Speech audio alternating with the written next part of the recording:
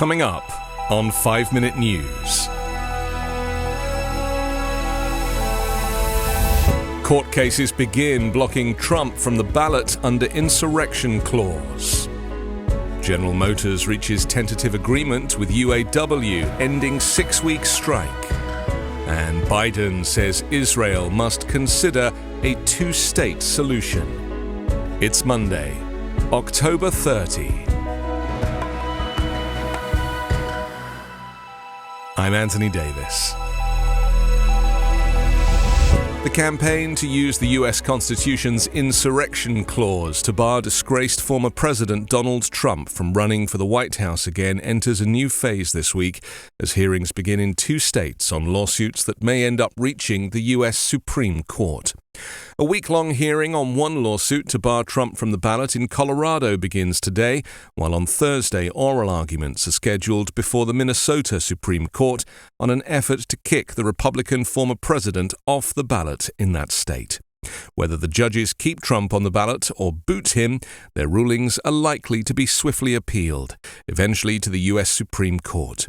The nation's highest court has never ruled on the Civil War-era provision in the 14th Amendment that prohibits those who swore an oath to uphold the Constitution and then engaged in insurrection against it from holding higher office. Dozens of cases citing Section 3 of the 14th Amendment have been filed in recent months, but the ones in Colorado and Minnesota seem the most important, according to legal experts. That's because they were filed by 2 liberal groups with significant legal resources. They also targeted states with a clear, swift process for challenges to candidates' ballot qualifications.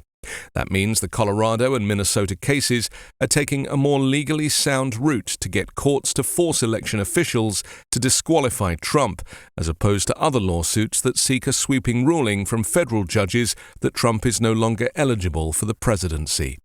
Meanwhile, the federal judge overseeing Trump's election interference case in Washington has reimposed a narrow gag order, barring him from making public comments targeting prosecutors, court staff, and potential witnesses. General Motors and the United Auto Workers Union have reached a tentative contract agreement that could end a 6-week-old strike against the Detroit automakers. The agreement follows the pattern set with Ford last week and Jeep maker Stellantis over the weekend. The deals will last 4 years and 8 months and include 25% general pay raises and cost of living adjustments. Combined, they bring the wage increase to over 30% over the life of the contract. The contract with GM is similar to those reached by the other 2 automakers, but there are some differences. GM was the last company to reach a deal, and the union added a lucrative factory in Tennessee to the strike list on Saturday to turn up the pressure. The UAW reached tentative agreement last week with Ford, and it wasted no time in hitting GM where it hurts financially. Nearly 4,000 unionized workers on Saturday walked out of GM's largest North American plant in Spring Hill, Tennessee, hours after the deal with Stellantis was announced. They joined about 14,000 GM workers already striking at factories in Texas, Michigan, and Missouri. As the 3-week-old Israel-Hamas war enters what Israeli Prime Minister Benjamin Netanyahu says could be a long and difficult new stage, President Joe Biden is calling on Israel and Arab leaders to think hard about their eventual post-war reality. It's one, he argues, where finally finding agreement on a long-sought 2-state solution to the Israel-Palestinian conflict should be a priority. There's no going back to the status quo as it stood on October 6, Biden told reporters, referring to the day before Hamas militants attacked Israel and set off the latest war. The White House says Biden conveyed the same message directly to Netanyahu during a telephone call this past week. It also means that when this crisis is over, there has to be a vision of what comes next, and in our view, it has to be a 2-state solution, Biden said. The push for a 2-state solution, one in which Israel would coexist with an independent Palestinian state, has eluded U.S. presidents and Middle East diplomats for decades. It's been put on the back burner since the last American-led effort at peace talks collapsed in 2014, amid disagreements on Israeli settlements, the release of Palestinian prisoners, and other issues. Palestinian statehood is something that Biden rarely addressed in the earliest days of his administration. During his visit to the West Bank last year, Biden said the ground is not ripe for new attempts to reach a permanent peace, even as he reiterated to Palestinians the long-held U.S. support for statehood.